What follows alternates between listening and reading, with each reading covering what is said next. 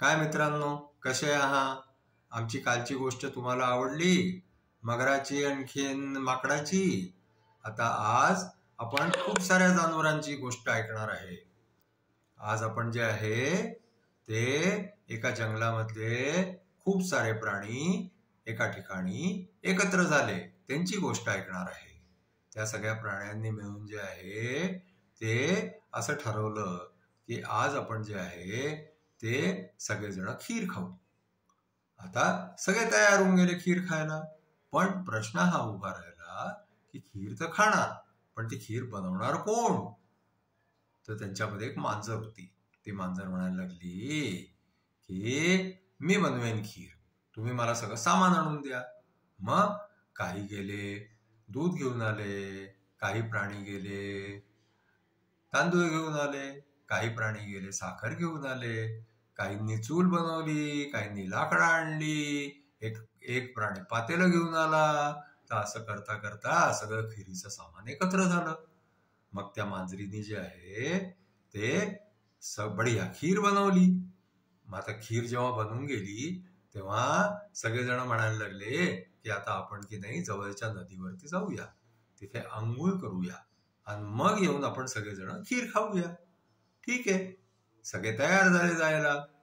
ते मांजरीलाही म्हणाले की तूही चल. तर मांजर म्हणायला लागली की मी नाही येत आंघोळी करायला, माझं की नाही डोकं दुखतंय, तुम्ही लोक सगळे जा, मी इथेच वाट पाहते आणि खिरेकडे पाहत राहते.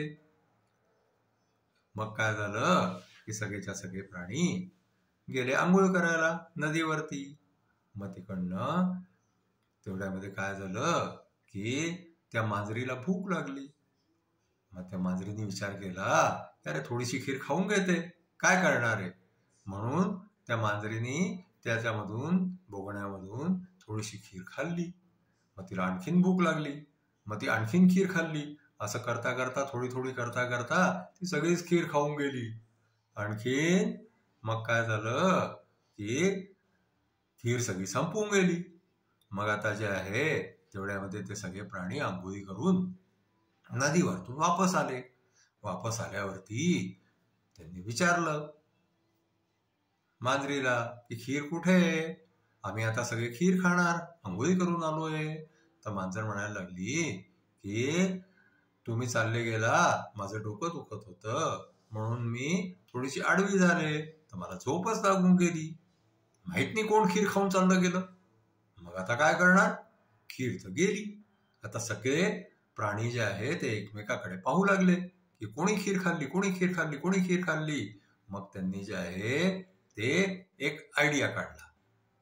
म्हणे आपण जे आहे ते जवळच्या कुव्यामध्ये रस्सीने एक बाल्टी लटकवू आणि प्रत्येक प्राण्याला त्या बाल्टीमध्ये बसवून कुव्यामध्ये सोडू.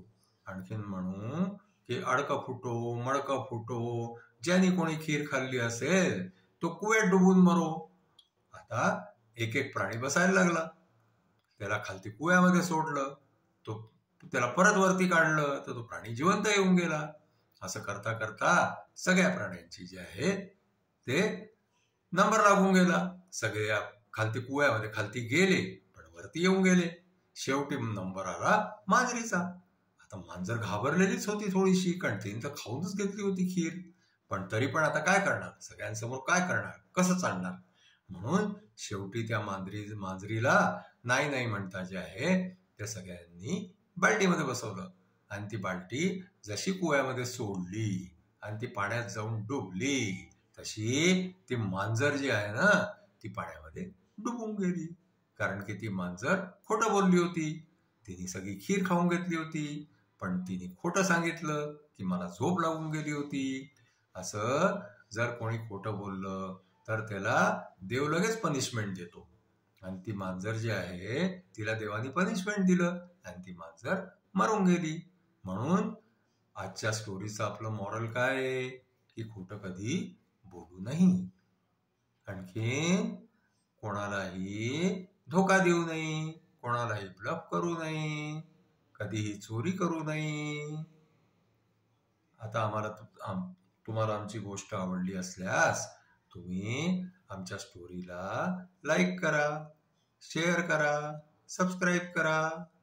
थँक्यू.